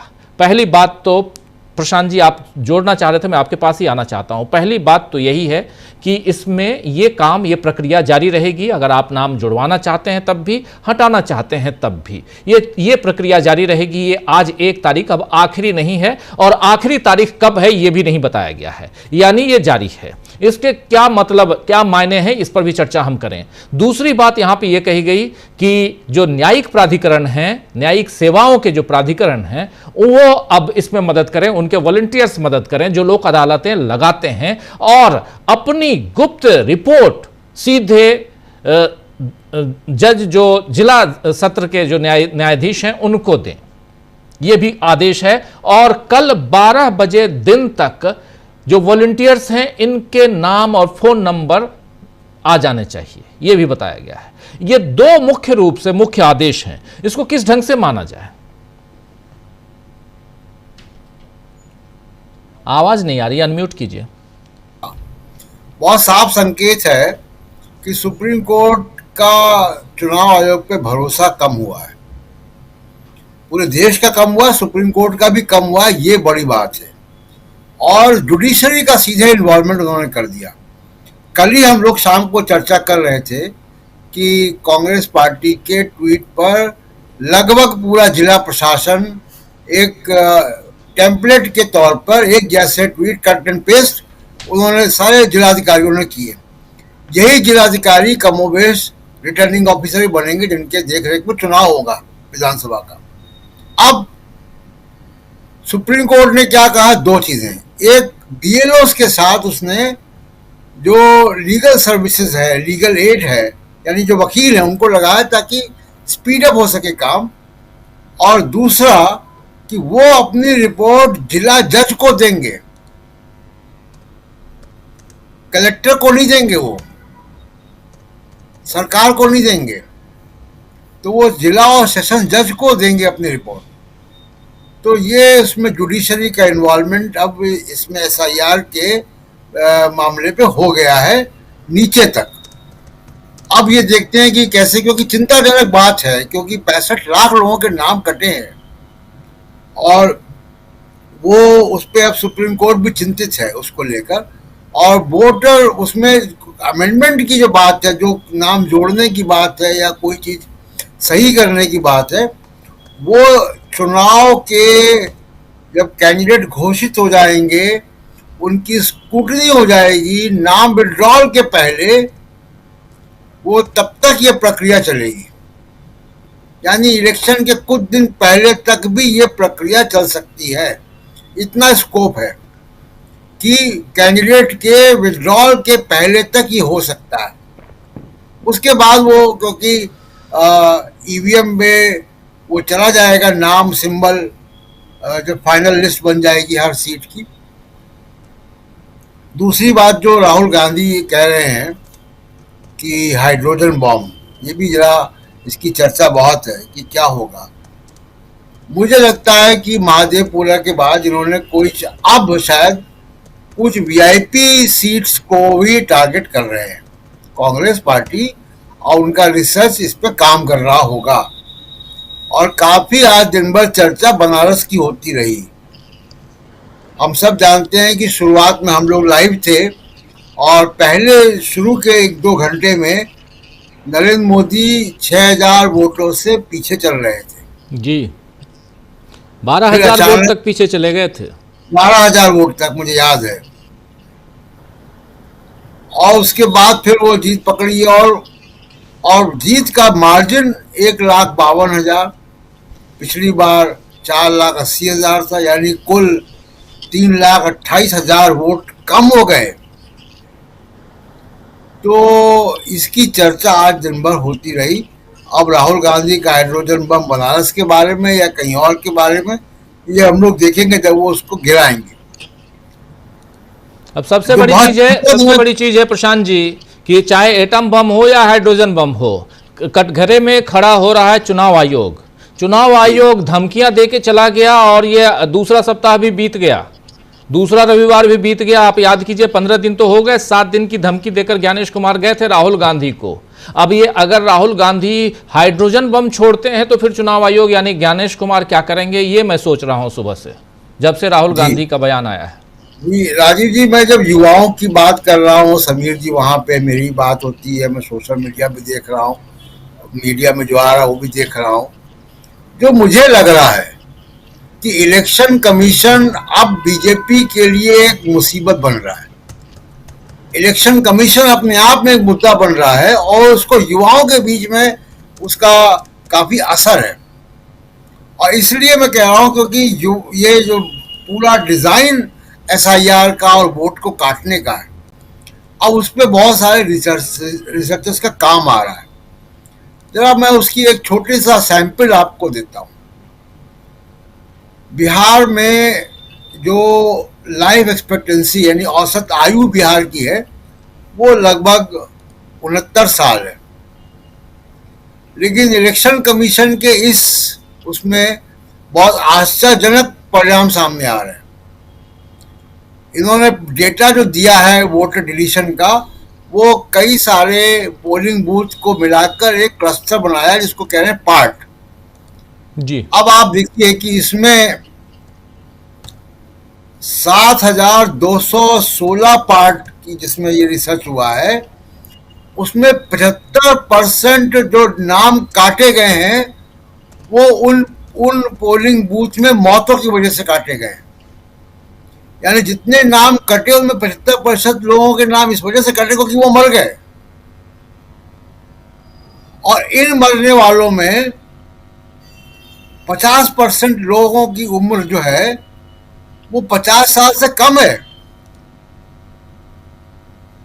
ये तो जो पॉपुलेशन और डेमोग्राफी है बिहार की, उससे ही उल्टा जा रहा है। यानी आप युवाओं का नाम काट रहे हैं। अब आप देखिए कि एक जो है भागलपुर का एक पार्ट है जिसमें 166 नाम डिलीट किए गए। उन 166 लोगों के जो नाम डिलीट किए उनमें 165 लोग मर गए। 165 लोगों के नाम इसलिए कटे क्योंकि वो उनकी डेथ हो गई। ये कैसे हो रहा है? इतने लोग मर रहे हैं बिहार में, वो भी 50 साल की उम्र के कम वाले। एक और मैं एग्जांपल देता हूं आपको, सारण में पार्ट है, सारण जिले में जी। उसमें एक बूथ पे 191 डिलीट हुए नाम, 191 नाम डिलीट हुए। इसमें 162 लोगों की मौत हो गई है, 82%। ये कैसे हो रहा है? गोपालगंज में एक पार्ट में 80 लोगों के नाम इसलिए काटे गए क्योंकि वो वहां से चले गए, शिफ्ट हो गए। ये 80 की 80 महिलाएं हैं। इस तरीके के सैकड़ों एग्जाम्पल आ रहे हैं जहां पे महिलाएं, जहां पे अपेक्षाकृत युवा लोग, और उनकी लंबे मतलब ऐसे आंकड़े कि 99.4% भागलपुर में 99.4% लोगों के नाम इसलिए कटे क्योंकि उनकी मौत हो गई। ये तो बहुत चौंकाने वाला और चिंताजनक ट्रेंड है। और इससे लग रहा है कि ये कोई पूरी एक सोशल इंजीनियरिंग की गई है कि किनके नाम उड़ाने हैं, किनके नाम काटे। कोई BLO घर घर नहीं गया। इसकी बहुत सारी मीडिया रिपोर्ट्स आ रही हैं, हम लोग देख रहे हैं। समीर जी वहां पे पता कर सकते हैं। तो इससे लग रहा है कि ये डेटा कहीं से इनके पास आया है या डेटा सेंट्रली बनाया गया है। बहुत ज्यादा बड़े पैमाने पर गड़बड़ है। ये जो छोटा सा रिसर्च है जो आज के अखबार में आया है वो मैंने आपको बताया। जी बिल्कुल। समीर जी, जल्दी से आपके पास आना चाहता हूं। क्या समीर जी SIR को लेकर जब इतनी भीड़ थी, इतने लोग आए हुए थे, SIR पर क्या चर्चा हुई? आपने कुछ लोगों से बात जरूर की होगी। जी राजीव जी, बात की और बहुत सारे लोग, एक दो नहीं कई लोग, और कुछ लोग ऐसे थे जो एक मुझे वैशाली जिले के वहां के जो मुखिया संघ के अध्यक्ष हैं वो उनके अपने बूथ का उदाहरण दे रहे थे। कुछ और मुखिया लोग मिले थे, वो अपने बूथ का उदाहरण दे रहे थे। कई और अभी थोड़ी देर पहले इस प्रोग्राम में जुड़ने से पहले मेरे एक मित्र आए हुए थे पटना में, हम उनसे कई लोगों से बातचीत हो रही थी। उनका खुद का वोटर लिस्ट से नाम गायब हुआ, उसके बाद उन्होंने ऑब्जेक्शन लिखा। फिर जब ये आया कि कोई वजह बताई जाए तो उसकी कोई वजह वाली, यानी दोनों लिस्ट जब आई, एक बार ये ड्राफ्ट लिस्ट आ रही है तब भी नाम गायब है, और ऑब्जेक्शन के बाद जो एक बताया जाता है कि आपका क्यों यहाँ नाम काटा गया है, तो उसमें भी कोई वजह नहीं बताई गई है। और उन्होंने जितने पिछले कई बार से यहीं के वोटर है, कहीं और के वोटर नहीं है। प्रशांत जी जिस तरह की बात बता रहे हैं, एक और नई चीज वहां समझ में आई कि केवल वोटर लिस्ट से नाम कटे ही नहीं है, वोटर लिस्ट में नाम जुड़े भी हैं। और एक किसी बूथ का उदाहरण दे रहे थे कि 964 वोट है वहां पर, बूथ का नाम मुझे नहीं याद आ रहा है, पटना जिले की बात है। उस 964 वोट में जब उन लोगों ने बीएलओ के पास गए, सारी लिस्ट चेक की, क्योंकि उनका खुद ही नाम नहीं है, तो परेशान थे कि क्यों नहीं नाम है, और कारण भी नहीं बताया गया है कि मृत में हमारा नाम गायब कर दिया गया है, कि हम यहाँ से चले गए हैं गायब कर दिया गया है, या हम मिले ना हो, यहीं रह रहे हैं, बीएलओ आया तो हम मिले कैसे नहीं। पूरी लिस्ट उन्होंने चेक की, बीएलओ ने खुद बताया कि इनमें से कई ऐसे नाम है जो अस्तित्व में नहीं है, इनको हम भी नहीं जान रहे हैं कहां से जुड़ गए हैं, और कई ऐसे नाम कट गए हैं जो वास्तव में यहाँ रह रहे हैं और लगातार वोट दे रहे हैं। पूरे बिहार में एक हर जगह का ये इस तरीके से किया गया है। और अब ये तो राजनीतिक हो सकता है, क्योंकि यात्रा में जो लोग आए थे उनकी बात आपको बता रहा हूं, उनका ये कहना था कि ये सारी चीजें चिन्हित करके की गई है, यानी आइडेंटिफाई किया गया है कि कहां किसके वोटर हो सकते हैं, और वहां जीवित लोगों को मृत बताने और मृत लोगों को जीवित बताने दोनों फेल हुआ है। पर जो व्यक्तिगत रूप से जिनको हम जान रहे हैं और जो उदाहरण लेकर आ रहे हैं, दे रहे हैं, या फिर मुखिया है, वो अपने पूरे के पूरे क्षेत्र का, अपने गांव का, अपने इलाके का दे रहे हैं, तो ये आपकी आवाज उतनी क्लियर नहीं आ रही है, बीच बीच में रुक रही है, कट रही थोड़ा सा जी, लेकिन पहले अच्छी उदाहरणों की कमी नहीं है जी। जी बिल्कुल, उदाहरणों की कमी नहीं है, आप सही कह रहे हैं। जल्दी से आना चाहता हूं जरा एक बार फिर सुनील शुक्ला जी आपके पास, डॉक्टर प्रकाश हिंदुस्तानी जी भी जुड़े हुए हैं। सुनील जी, एसआईआर को लेकर और सुप्रीम कोर्ट में जो सुनवाई हुई आज और उसमें जो आदेश आया वो सब आपने देख लिया, जरा आपसे भी समझना चाहता हूं कि इसको कैसे देखा जाए। और अब सुप्रीम कोर्ट ने साफ कह दिया है कि इसके लिए कोई बाउंड्री नहीं है, लिमिटेड टाइम नहीं है, आप आखिरी समय तक नाम जुड़वा सकते हैं। लेकिन जो प्रशांत टंडन जी कह रहे हैं वो आंकड़े लेकर, मैं अलग से वीडियो बनाऊंगा ज़रूर प्रशांत जी से, वो उस आंकड़े को लेके हम लोग साथ में एक वीडियो ज़रूर बनाएंगे कि कैसे कैसे ये ट्रेंड जो दिखाई दे रहा है कि एक पार्ट में, एक मोहल्ले के एक कोने में अगर 200 मतदाता हैं, उसमें से 150 मतदाता मर गए, इस दुनिया से चले गए। ये कैसे हो सकता है? ये तो कोरोना काल तो है नहीं अभी, और कोरोना काल में मात्र 4 लाख लोग मरे हैं, ये हमारी सरकार का ही आंकड़ा है। पूरे देश में 140 करोड़ में मात्र 4 लाख लोग मरे हैं, तो कैसे माना जाए? आप जी, क्यों माना जाए? कैसे मानने का सवाल नहीं है, क्यों माना जाए। सवाल इस बात का है कि, और आप इस संख्या 150 बता रहे हैं या 170 बता रहे हैं, तो बहुत छोटी संख्या है। 700-800 लोगों के नाम कटे हैं, वो मर गए। यहां वहां का बीएलओ, देश का निर्वाचन आयोग, बिहार के मुख्य निर्वाचन अधिकारी बता सकते हैं कि केवल महिलाएं ही कर गई वहां से पलायन, माइग्रेट कर गई। वो कौन सा मोहल्ला है जहां पुरुष रह गए और महिलाएं माइग्रेट कर गई हैं? किस सोसाइटी में हम रह रहे हैं? क्या महिलाएं अपने आप से स्वतंत्र रूप से एक इकाई के रूप में एक शहर से दूसरे शहर में चली जा रही हैं? ये होता है कहीं? ये कभी होते हुए किसी ने देखा है? कैसे आपको यकीन कर लिया जाए? और नाम काट, अगर आपने 800 लोगों के नाम काटे तो 800 के 800 लोग मर गए हैं, या 800 के 800 लोग माइग्रेट कर गए हैं, या 800 के 800 लोग ऐसे जिनका नाम कई स्थानों पर है। ये कहीं होता है क्या? ये व्यवहारिक जो ऐसे संभव है? तो ये जो पूरा का पूरा रिवीजन है वह कहीं से भी मतदाता सूची को संशोधित करने या अद्यतन करने की कोशिश नहीं है, जिसकी आशंका व्यक्त की जा रही है, जिसके लिए आरोप लगाया जा रहा है। यह केवल और केवल यह है कि जो हमारे अनुकूल मतदाता नहीं है उसका नाम हटा दीजिए। और दूसरी चीज, यह केवल सर्वोच्च न्यायालय ने नहीं कहा, सर्वोच्च न्यायालय ने पैरा मेडिकल असिस्टेंस लगाने की बात कही है। ये कौन काम करेगा? राज्य विधिक प्राधिकरण, राज्य विधिक प्राधिकरण करेगा और यह काम जिला विधिक प्राधिकरण भी करेगा। निर्वाचन आयोग की जिम्मेदारी है कि इन प्राधिकरण के माध्यम से लोगों को तैनात करे। जो लोग जो मतदाता सूची से बाहर लोग हैं उनको उनकी मदद करेंगे। गोया कि अब यह काम केवल और केवल बीएलओ के हाथ में नहीं रह गया। बीएलओ अब यह नहीं कह पाएगा कि जो भी आपत्तियां आ रही है, जैसे अभी जितनी भी राजनीतिक दल की आपत्तियां हैं, सर्वोच्च न्यायालय में क्या कहा गया कि राजनीतिक दलों की ओर से आपत्तियां आई ही नहीं। जो आपत्तियां आई हैं वो बीएलओ की तरफ से आई है। वजह क्या है? राजनीतिक दल का जो कार्यकर्ता है जो आपत्तियां देता है बीएलओ को, वो राजनीतिक दल के खाते में नहीं जमा होती, वो बीएलओ के खाते में चली जाती है। और बीएलओ जो राजनीतिक दल का कार्यकर्ता है वो इसे बल भी बहुत नहीं देता। वो कहता है कि मेरा उद्देश्य केवल है कि जो मतदाता वंचित रह गया है उसका नाम मतदाता सूची में दर्ज हो जाए, और इसके लिए क्लेम करने लगते हैं कि वो तो जो कोई भी क्लेम है वो राजनीतिक दलों की ओर से नहीं आ रहा है, सब क्लेम बीएलओ की तरफ से आ रहा है। इन पैरा मेडिकल असिस्टेंट्स की नियुक्ति के बाद, वॉलंटियर्स की नियुक्ति के बाद, यह जो अब प्रोसेसर बनाने की कोशिश की जा रही है वो भी खत्म हो जाएगी। और यह भी खत्म हो जाएगा कि आपके पास तकनीकी संसाधन है कि नहीं है।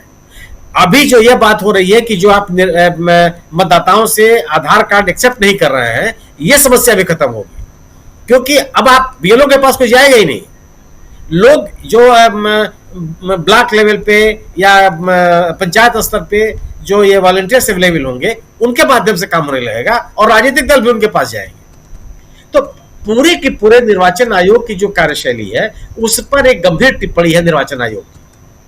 निर्वाचन आयोग ने यह मानने से इनकार कर दिया कि एक केवल आज जो अंतिम दिन है वो नहीं होगा जी। और इसलिए उस अंतिम दिन न केवल उसको कहा भर नहीं, उसने इस आगे भी आपत्तियां स्वीकार की जाए इसके लिए एक वैकल्पिक व्यवस्था भी कर दी कि पैरा लीगल वॉलंटियर्स मौजूद रहेंगे और वह इनके अधीन काम करेंगे। और ये जो जिला विधिक प्राधिकरण है वो जिला जज के अधीन काम करते हैं, वो जिला अधिकारी या निर्वाचन अधिकारी या इनके संरक्षण में काम नहीं करते जी।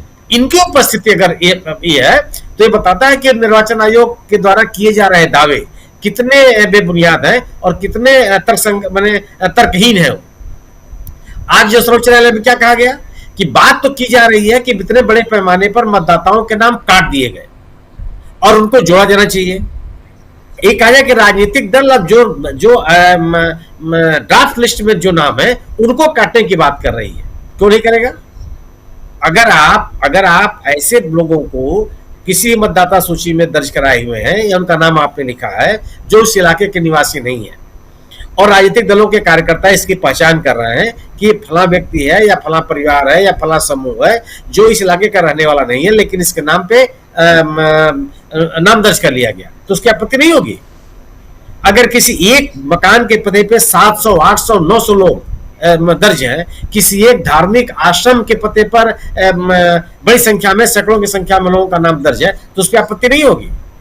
उस आपत्ति को या मतदाता सूची से उस नाम को हटाए जाने के लिए किए जा रहे आवेदन को आप इस रूप में निरूपित किया जाएगा कि आप तो नाम काटे जाने का विरोध कर रहे थे और खुद भी नाम कटवाने चले आए। तो निर्वाचन आयोग के पास उस किसी भी सवाल का जवाब नहीं है जो एसआईआर को लेकर के विपक्षी दलों ने उठाया। आपने जो आपने क्राइटेरिया बनाया वो क्राइटेरिया तर्कसंगत नहीं है। Aadhaar card, EPIC card, ration card को स्वीकार न किया जाना यह तर्कसंगत नहीं है, यह आम नागरिकों के हित में नहीं है। जो अभिलेख आप मांग रहे हैं वह अभिलेख भी कहीं से भी उचित नहीं है। वह केवल और केवल यह आधार तैयार करने का कारण है कि कैसे लोगों के नाम मतदाता सूची से हटा दिए जाए जी। आखिर अब संरक्षण किसका कर रहे हैं?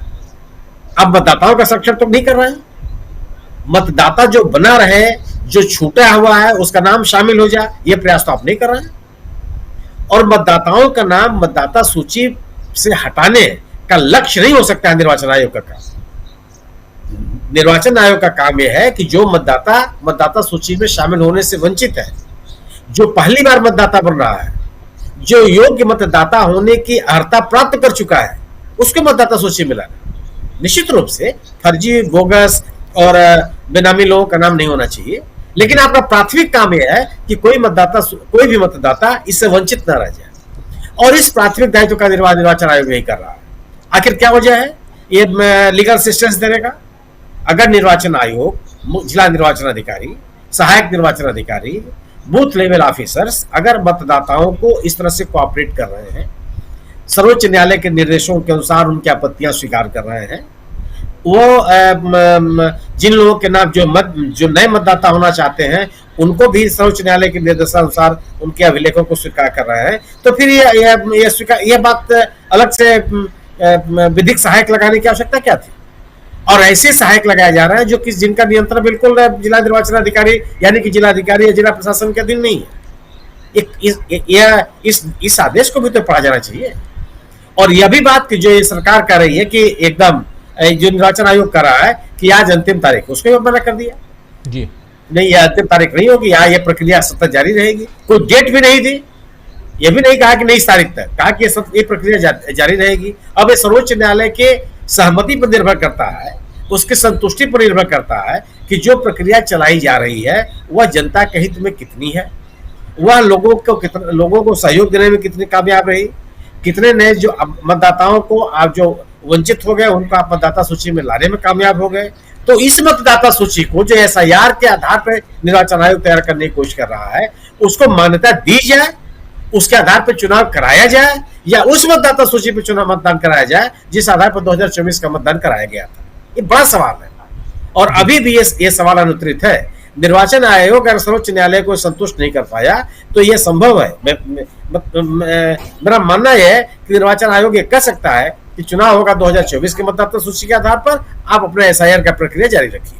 जी जी बिल्कुल बिल्कुल, क्योंकि सुप्रीम कोर्ट ने यह भी कहा कि 30 तारीख को आप फाइनल लिस्ट लेके नहीं आ रहे हैं। जब दलील दी जा रही थी उस समय सुप्रीम कोर्ट ने चीफ जस्टिस तो बनेंगे अभी, लेकिन जस्टिस सूर्यकांत ने साफ साफ कहा कि 30 सितंबर को तो आप लिस्ट लेके नहीं आ रहे हैं। हालांकि राकेश द्विवेदी जो चुनाव आयोग की तरफ से वकील हैं उन्होंने कहा कि हम ला रहे हैं, उन्होंने कोशिश की कि किसी तरह उनकी बात मान ली जाए। लेकिन आज पहली बार 10 जुलाई से इस मसले की सुनवाई चल रही है और आज तारीख है 1 सितंबर, और इस लगभग 1.5-2 महीने में पहली बार ऐसा लगा कि सुप्रीम कोर्ट का भरोसा चुनाव आयोग से थोड़ा कम हुआ है। आना चाहता हूं डॉक्टर प्रकाश हिंदुस्तानी जी आपके पास और आपसे भी समझना चाहता हूं कि चुनाव आयोग पर कितना शिकंजा कसता हुआ यहां सुप्रीम कोर्ट दिखाई देता है। इन सवालों के साथ साथ सबसे बड़ी बात यहां पे यह है कि क्या इसके बाद जब न्यायिक प्राधिकरण, न्यायिक सेवा प्राधिकरण जो है उसकी बात अब वो बीच में आ गया है, तो इससे कितनी पारदर्शिता, क्योंकि एक यहां पर यह भी कहा गया कि डेफिसिट ऑफ ट्रस्ट है, यानी आप लोगों के बीच, चाहे वो जो याचिकाकर्ता हैं और चुनाव आयोग है, इन लोगों के बीच ट्रस्ट की कमी है, वो साफ दिखाई दे रही है। ये सुप्रीम कोर्ट आज कह रहा था। हाँ राजीव जी, सुप्रीम कोर्ट ने जो बात कही वो ये कि याचिकाकर्ताओं ने आरोप लगाया था कि जिंदा लोगों को मृत घोषित कर दिया और उनका नाम मतदाता सूची से हटा दिया। प्रवासी मजदूर जो रोजगार के लिए दूसरे राज्यों में गए थे और मतदान के अधिकारी हैं क्योंकि वो स्थायी निवासी थे, उनका नाम हटा दिया। कुछ फर्जी लोगों को मतदाता सूची में डाल दिया और कुछ को डुप्लीकेट बता के हटा दिया। कईयों को सत्यापन की कमी बता के हटा दिया। कईयों को कहा गया कि दस्तावेज अधूरे हैं या गलत हैं और हटा दिया। तो ये सारी चीजें बताती हैं कि पारदर्शिता की कमी है और इस पारदर्शिता की कमी पर सुप्रीम कोर्ट ने पूछा है कि हटाए गए मतदाताओं को सूचित करने के लिए क्या कदम उठाए गए। अगर किसी का नाम मतदाता सूची से काट दिया गया तो क्या कदम उठाया, तो इसका जवाब चुनाव आयोग के पास कुछ नहीं है। पहली बार ऐसा हुआ कि मतदाता साबित करे कि वो मतदाता, जबकि ये काम तो चुनाव आयोग का है। चुनाव आयोग जिस तरीके से मनमाने तरीके से काम कर रहा है उसमें लोगों का विश्वास संवैधानिक संस्था से कम हुआ है। अब तक ये माना जाता था और चुनाव आयोग खुद बड़े पैमाने पर प्रचार करता है चुनाव के पहले कि देश में इतना बड़ा चुनाव हो रहा है, हम दुनिया की सबसे बड़ी मशीनरी हैं, चुनाव कैसे कराते हैं, हाथी पे जाते हैं, नाव में जाते हैं, बैलगाड़ी में जाते हैं। लेकिन अब जो विश्वसनीयता पर संकट आया है वो बहुत ही खतरनाक है। एक और चीज जिस पर आपत्ति की जा रही कि SIR की प्रक्रिया में गरीबों को, दलितों को, OBC को और अल्पसंख्यक लोगों को दस्तावेजों की कमी बता के उन्हें हटाया गया। तो ये सारी चीजें अब सुप्रीम कोर्ट की निगाह में आई है, लोगों की निगाह में आई है। सुप्रीम कोर्ट ने तो इस पर कह दिया है, अपना फैसला दे दिया कि आपको ये काम करना है, लेकिन जनता तब फैसला देगी जब मतदान होगा और बता देगी कि क्या इरादे हैं। वोट चोरी की सजा मतदाता जरूर देगा। राजीव जी। जी जी, बिल्कुल बिल्कुल। इस बीच डोनाल्ड ट्रंप ने एक सोशल मीडिया पोस्ट लिख दिया है भारत के नाम। जरा इसको देखिए। ट्रंप साहब लिखते हैं, बहुत कम लोग ये समझते हैं कि हम भारत के साथ बहुत कम व्यापार करते हैं, जबकि वे हमारे साथ बहुत ज्यादा व्यापार करते हैं। दूसरे शब्दों में वे हमें भारी मात्रा में सामान बेचते हैं, जो उनका सबसे बड़ा ग्राहक है। यानी अमेरिका भारत का सबसे बड़ा ग्राहक है, लेकिन हम उन्हें बहुत कम बेचते हैं। यानी भारत, इंडिया जो है वो अमेरिका से कम इंपोर्ट करता है सामान। अब तक ये पूरी तरह से एक तरफा रिश्ता रहा है और ये कई दशकों से चला आ रहा है। इसकी वजह यह है कि भारत ने अब तक हम पर इतने ऊंचे टैरिफ लगाए हैं। आगे क्या लिखते हैं जरा वो भी देखिए। किसी भी देश से ज्यादा कि हमारे व्यवसाय भारत में सामान नहीं बेच पा रहे हैं। हमारे व्यापारी कहें या व्यवसायी ज्यादा ठीक रहेगा, व्यवसायी या व्यापारी भारत में सामान नहीं बेच पा रहे हैं। यह पूरी तरह से एक तरफा आपदा रही है। इसके अलावा भारत अपना ज्यादातर तेल और सैन्य उत्पाद रूस से खरीदता है, अमेरिका से बहुत कम। अब उन्होंने अपने टैरिफ को पूरी तरह से कम करने की पेशकश की है, लेकिन अब देर हो रही है। उन्हें ऐसा सालों पहले कर देना चाहिए था। लोगों के विचार करने के लिए बस कुछ सरल तथ्य, यहाँ पर कुछ सरल तथ्य डोनाल्ड साहब ने रख दिए हैं। सो के उठे सुबह सुबह, इनको लगा कि कुछ लिखना चाहिए, ये लिख डाले, और लेकिन नरेंद्र मोदी की नींद हराम कर देते हैं, ये तो तय है। कह रहे हैं कि बहुत दिन हो गए, इतने साल से आप ज़्यादा हमको बेच रहे हैं, हम कम बेच रहे हैं, टैरिफ पे टैरिफ लगाए जा रहे हो, और हम कह रहे हैं तो आप हमको ही आंख दिखा रहे हो। और अब अंदर खाने से आप अपने टैरिफ को, यानी भारत ने कहा है कि हम कम टैरिफ कर रहे हैं, अपने टैरिफ कम करने जा रहे हैं, जिस पर ये साफ कह रहे हैं कि अब देर हो गई, अब धन्यवाद, आप रूस से ज़्यादा खरीद रहे हैं, वहीं से खरीदिए। ये सारी बातें दूसरे ढंग से, थोड़ा सा सिंपल लहजे में ये यहाँ पर लिख रहे हैं, डिप्लोमेटिक भाषा का इस्तेमाल करते हुए, लेकिन साधारण शब्दों में अगर कहा जाए तो यहाँ पे बात जो है वो बहुत दूर तक निकल चुकी है। जल्दी से आना चाहता हूँ अमलेंदु उपाध्याय जी, क्या कहेंगे इस पे? अनम्यूट कीजिए अमलेंदु जी, अनम्यूट कीजिए। जी राजीव, जब हमारा मीडिया जो है वो बता रहा था कि पुतिन के साथ बैठकर 1 घंटे गाड़ी में बातचीत हुई, अब किस भाषा में हुई पता नहीं, क्योंकि पुतिन को हिंदी नहीं आती है और मोदी जी को रशियन नहीं आती है और अंग्रेजी भी नहीं आती है, तो किस भाषा में बात हुई 1 घंटे तक पता नहीं। लेकिन अगर 1 घंटे गाड़ी में बातचीत हुई तो बताया जा रहा है कि शी जिनपिंग से भी बहुत अच्छी बातचीत हुई, शहबाज शरीफ से भी बताया था बहुत अच्छी बातचीत हो गई, और तुर्की के वो जो एर्दोगन उनसे भी बहुत अच्छी बातचीत हो गई। तो सारे दुश्मनों से जब अच्छी बातचीत हो गई और बताया जा रहा था मोदी जी ने बहुत किला फतेह कर दिया है, तो उसकी हवा जो है ट्रंप ने एक छोटी सी पोस्ट लिखकर निकाल दी है राजीव जी, और ये बता दिया है कि भारत ने टैरिफ घटाने की पेशकश की है। सीधा सीधा राजीव जी ट्रंप ने लिखा है कि भारत ने अब टैरिफ घटाने की पेशकश की है, लेकिन अब देर हो चुकी है, ये वर्षों पहले कर देना चाहिए था। ये सीधा सीधा ट्रंप ने मोदी जी को फंसाया है। यानी आप जो वह झंडे गाड़ रहे थे, उसने बता दिया है कि आप वो झंडे को गाड़ रहे हो और इधर पेशकश कर रहे हो कि आप जो है टैरिफ अमेरिका पे कम करेंगे। तो ये दोहरा रवैया जो है मोदी जी का, उसकी नरेंद्र मोदी ने पोल खोली है। अब मोदी जी की जिम्मेदारी बनती है कि वो भी एक लंबी चौड़ी पोस्ट लिखें अपने पे, चूंकि वो अब तो चाइनीज में भी ट्वीट कर रहे हैं, अब सुबह किया उन्होंने चाइनीज भाषा में भी ट्वीट, तो अब मोदी जी ट्वीट करें कि ट्रंप साहब हम आपके ऊपर और टैरिफ लगाएंगे, अब 500% टैरिफ लगा देंगे। अब मोदी जी करें ट्वीट, अब मोदी जी की जिम्मेदारी बनती है। तो ये एक तरीके से ट्रंप ने मोदी जी की हवा फिर से निकाल दी है। जो मोदी जी यहाँ किराए के मीडिया से हवा बनवाने की कोशिश करते हैं, और ट्रंप जो है एक छोटी सी पोस्ट लिखकर वो सारी हवा निकाल देते हैं। अब राजीव जी पता नहीं मोदी जी के दुश्मन ट्रंप काहे को हो गए, जबकि दोनों बड़े अच्छे मित्र हैं। बताया जाता है बचपन में दोनों वडनगर में मगरमच्छ पकड़ा करते थे साथ साथ। तो अब वो मगरमच्छ जो है वो किसका जबड़ा पकड़ रहा है, अब ये देखने वाली चीज है। बहरहाल कुल मिलाकर राजीव जी दिलचस्प स्थितियां हैं। कल तक शी जिनपिंग को गालियां दी जा रही थी, अब वही शी जिनपिंग जो है बहुत अच्छे मित्र हो गए हैं, उनसे गलवैयां की जा रही हैं। अब जो है वो गलवान के घाटी के सैनिकों की बात करना बंद हो गई है। हमारा मीडिया भी कल तक जो चीन को लेकर बात कर रहा था, अभी तक तो बता रहे थे कि राहुल गांधी चीन से मित्रता कर रहे हैं, तो भाई अब मोदी जी क्या कर रहे हैं चीन के साथ जाकर? अब ये क्या कहेंगे राजीव जी चीन को लेकर, अब ये किस तरीके से बताएंगे? तो ये एक तरीके से पूरी की पूरी विदेश नीति की पोल पट्टी भी खुल गई है, और ये साबित हो गया है कि मोदी जी जो जाकर गले पड़ते हैं तमाम राष्ट्राध्यक्षों के, वो गले पड़ना ना तो कूटनीति है ना विदेश नीति है, वो सिर्फ आफत नीति है, देश के ऊपर आफत बुलाने की चीज है। आज भी वो वीडियो जारी वायरल हो रहा है कि वो शी जिनपिंग की तरफ हाथ बढ़ाते हैं मिलाने के लिए, और शी जिनपिंग जो बिना हाथ मिलाए हुए चलते हैं, कहते हैं चलिए आगे बढ़िए। तो इस तरीके की बेइज्जती जो है वो क्यों कराते हैं मोदी जी, ये समझ में नहीं आता है। अरे भैया भारत के राष्ट्राध्यक्ष हैं, 140 करोड़ लोगों के राष्ट्राध्यक्ष नहीं है, प्रधानमंत्री हैं, तो अपने कम से कम नरेंद्र मोदी नाम की कोई गरिमा नहीं है, लेकिन भारत के प्रधानमंत्री की तो गरिमा है। तो आप क्यों जो लपक करके चल पड़ते हैं, सब शी जिनपिंग से भी हाथ मिलाएंगे और पुतिन से भी गले चलिए रहने दीजिए उनको, मिलेंगे। चलिए उनको अभी मिलाने दीजिए, रहने देते हैं अमलेंदु जी बात जी जल्दी करके जी। सुनील जी जल्दी से आप, फिर प्रशांत जी।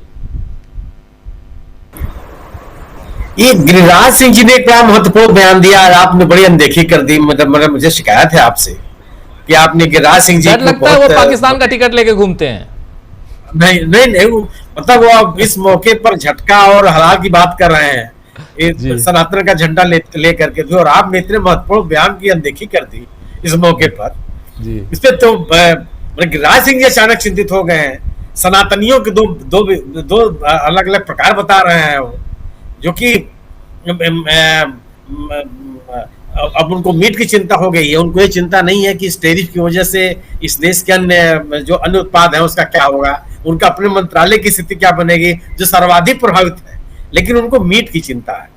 और वह उनका बयान हमारे ख्याल से सबको सुनवाया जाना चाहिए, और आप उनके साथ गिरिराज सिंह जी के साथ थोड़ा न्याय कीजिए आप।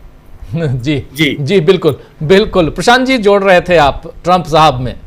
हाँ, वो गिरिराज जी का केवल बयान नहीं है, पोस्टर जारी हो गया है उनकी फोटो के साथ, झटका मीट। तो ये बीजेपी को बहुत परेशान करेगा ये इनका पोस्टर। खैर वो उनका अंदरूनी मामला है, वो जाने। देखिए जो ट्रंप साहब ने अभी कहा है वह स्पष्ट संकेत दे रहे हैं कि ये टैरिफ का मामला अब बहुत कॉम्प्लिकेटेड होगा, आसान नहीं होगा। यानी जो 50% का लगा हुआ है वो अभी आसानी से जाने वाला नहीं है। उसका असर अब दिखाई दे पड़ेगा भारत के व्यापार में। देखिए आपने फोटो वहाँ पे खिंचवा ली, वो तो पाकिस्तान के मीडिया में उनके प्रधानमंत्री की वैसी फोटो चल रही है, तो वो तो फोटो का अलग डिप्लोमेसी है। लेकिन जो टैरिफ का मामला है वो आसान नहीं है, और ट्रंप के एक इकोनॉमिक एडवाइजर हैं पीटर नवारो, उनके रोज बयान आ रहे हैं और वो बहुत खतरनाक बयान दे रहे हैं। और उन्होंने कल ये कहा एक टीवी चैनल के इंटरव्यू में कि भारत में टैरिफ की वजह से ब्राह्मणों को फायदा मिल रहा, और तेल की पॉलिटिक्स में, तेल के निर्यात में जी ब्राह्मणों को फायदा मिल रहा है। उनका आशय, अमेरिका में एक टर्म है Boston Brahmins, Boston Brahmins elite वर्ग के लिए कहा जाता है जी। तो लेकिन उनका इशारा अंबानी की तरफ था कि भारत के कुछ उद्योगपति जो प्रधानमंत्री मोदी करीबी हैं उनको फायदा मिल रहा है और भारत की जनता को फायदा नहीं मिल रहा है। तो ये एक मॉरल पोजीशन भी वो ले रहे हैं, लेकिन ट्रंप की तरफ से कई तरीके से फायरिंग हो रही है। इसका जवाब मोदी जी की तरफ से कब होगा वो पता नहीं, लेकिन संकेत बड़े स्पष्ट हैं कि ट्रंप के साथ टैरिफ का नेगोशिएशंस बहुत मुश्किल वातावरण में है। जी बिल्कुल बहुत मुश्किल वातावरण है। एक तरफ ट्रंप साहब, दूसरी तरफ नरेंद्र मोदी गलबहिया करते हुए पुतिन और शी जिनपिंग के साथ, और इन सब के बीच इधर चुनाव आयोग फंसता हुआ उधर सुप्रीम कोर्ट में। पहली बार ऐसा लगा कि सुप्रीम कोर्ट भी अब थक चुका है। चुनाव आयोग की जो बातें हैं, अब अगर बिहारी लैंग्वेज में बोलूं तो गलथेथरी जिसको कहते हैं, वो थोड़ा सा कुछ ज्यादा ही अब परेशान करने लगी हैं उनकी बातें। मुस्कुरा रहे हैं हमारे दोनों साथी, समीर जी पटना में हैं और उधर हमारे साथी प्रयागराज से जुड़े हुए हैं सुनील शुक्ला जी, इस शब्द को अच्छे से जानते हैं।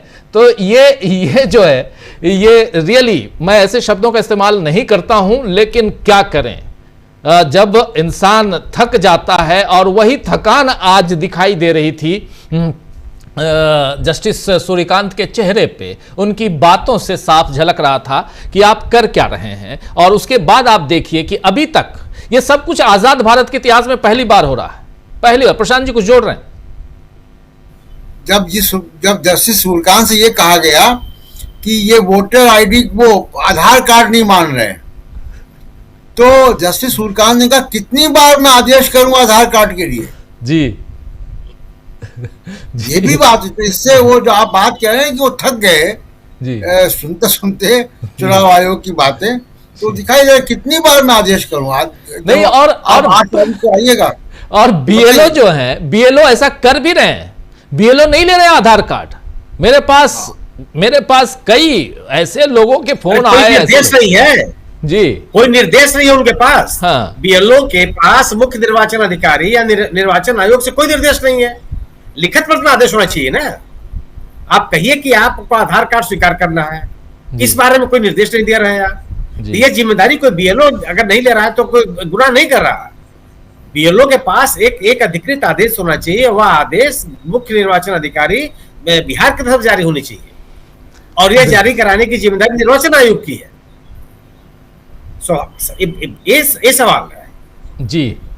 बिल्कुल सही कह रहे हैं आप। लेकिन नजरें निगाहें टिकी रहेंगी। एक क्रांति का आगाज कह रहे थे राहुल गांधी, उधर बम फोड़ने की बात भी कर रहे हैं, हाइड्रोजन बम फोड़ने की बात कर रहे हैं, और इन सब के बीच इस चुनाव में क्या कुछ निकल के आएगा और किस दिशा में ये चुनाव जाएगा। बिहार का चुनाव बहुत इंपॉर्टेंट है, और यहां से आगे यानी दिल्ली की कुर्सी किस दिशा में जाएगी, नरेंद्र मोदी इस कुर्सी पर कब तक विराजमान रहेंगे, ये सब आने वाला वक्त बताएगा। और इन सब के बीच 9 तारीख को उपराष्ट्रपति का चुनाव है, और भूतपूर्व उपराष्ट्रपति जो हैं वो शिफ्ट हो रहे हैं एक नए बंगले में।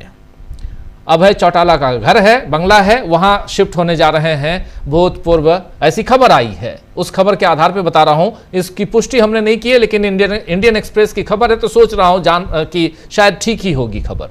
तो चौटाला जी के घर, जहां से राजनीति में आए थे वो उनके पिताजी के जरिए, और वहीं पे ये शिफ्ट होने जा रहे हैं। दूसरा मकान उनका बन रहा है, और तो ये एक अपडेट है जगदीप धनखड़ साहब के लिए। लेकिन उपराष्ट्रपति का चुनाव और विपक्ष के उपराष्ट्रपति पद के जो उम्मीदवार हैं, वी सुदर्शन रेड्डी साहब कह रहे हैं कि दूसरा